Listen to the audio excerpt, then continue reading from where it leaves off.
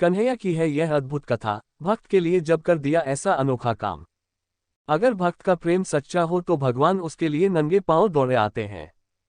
वहीं बात जब कन्हैया की हो तो कहने की क्या, अपने भक्तों के लिए वह न जाने कितने रूप धरते हैं और कितनी ही अनगिनत लीलाएं कर चुके हैं, जिनका प्रमाण हमारे धार्मिक ग्रंथों में मिलता है।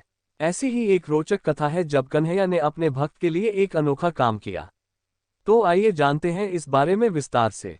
पौराणिक कथा के अनुसार एक बार की बात है, किसी नगर में एक राजा ने एक मंदिर बनवाया जिसमें श्रीकृष्ण की एक मूर्ति भी रखवाई, लेकिन उसकी कभी पूजा नहीं की। पूजा करने के लिए मंदिर में एक पुजारी को रखा गया। पुजारी नियमित कन्हैया जी को नहलाता और बड़ी ही श्रद्धाभाव से उनकी पूजा अर्चना करता। राजा भी रोज कान्हा जी के लिए एक फूलों की माला भेज देता था और जब वह दर्शन करने आता तो पुजारी उस माला को उतारकर राजा को पहना देता। ऐसा करते करते पुजारी की भी उम्र बीत चुकी थी। एक दिन किसी वजह से राजा नहीं आ सका तो उसने एक सेवक के हाथ मंदिर में माला पहुंचा दी और कहलवाया दिया कि आज वह मंदिर नहीं आएगा, इसलिए पुजारी उसका इंतजार ना करे। इतना कहकर सेवक चला गया। पुजारी ने हमेशा की तरह कन्हैया जी को माला पहना दी, लेकिन जब शाम हुई तो पुजारी यह सोचने लगा, माला उतारकर किसे पहनाई जाए। उसने सोचा क्यों न ये माला आज मैं ही पहन लूं, वैसे भी मेरी उम्र हो चली है, जीवन का क्या पता कब खत्म हो जाए। इतना सोचकर पुजारी ने माला उतारकर अपने गले में डाल ली, लेकिन इतने में ही सेवक आ गया और उसने बताया कि राजा की सवारी मंदिर में पहुंचने वाली है।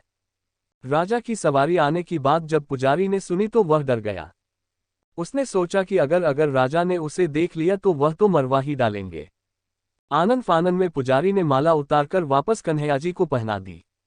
जैसे ही राजा अंदर आया तो हमेशा की ही तरह पुजारी ने माला कान्हा जी के गले से उतारकर राजा को पहना दी। लेकिन माला पर लगा सफेद बाल देखकर राजा समझ गए कि पुजारी ने यह माला स्वयं ही पहनी थी। बस फिर क्या था, राजा क्रोधित हो उठे और उन्होंने गुस्से में पुजारी से पूछा कि माला पर सफेद बाल कहाँ से आया।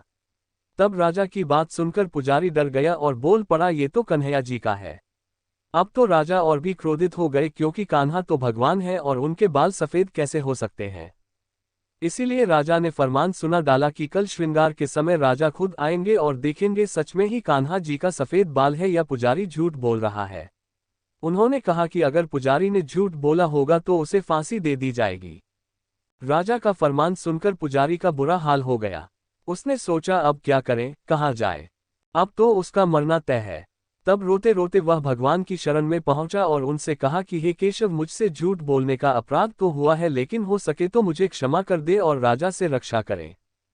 पुजारी ने कहा कि हे माधव, आपकी सेवा करते करते करते मैं वृद्ध हो चुका हूं, अब आप मुझे माफ कर दीजिए, ऐसी गलती दोबारा नहीं होगी।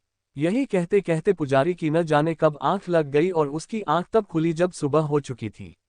उधर सुबह होते ही राजा भी आ गया और कहने लगा, आज कान्हा जी का श्रृंगार वह खुद करेगा। ऐसा कहकर जैसे ही राजा ने कान्हा जी का मुकुट उतारा तो देखा कि श्रीकृष्ण के तो सारे बाल ही सफेद हैं। लेकिन राजा को फिर भी यकीन नहीं हुआ। उसे लगा कि फांसी के डर से पुजारी ने ही बालों को रंग दिया होगा। राजा ने सोचा कि क्यों न कन्हैया जी का एक बाल तोड़कर देखा जाए।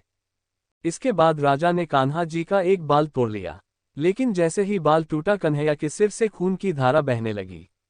ये देखकर राजा भगवान के चरणों में गिरकर माफी मांगने लगा। तभी श्रीकृष्ण की मूर्ति से आवाज आई, हे राजन, तुमने मुझे केवल मूर्ति मात्र ही समझा, इसलिए आज से मैं तुम्हारे लिए केवल मूर्ति मात्र ही रहूंगा। लेकिन पुजारी ने सच्चे मन और पूरी श्रद्धा से मेरी भक्ति की है, इसलिए उसकी अनन्य भक्ति को देखकर मुझे अपने बाल सफेद करने पड़े। कन्हैया जी ने कहा कि भक्ति में कभी भी संशय नहीं होना चाहिए और सच्चे भक्त की लाज तो मैं कभी जाने ही नहीं देता।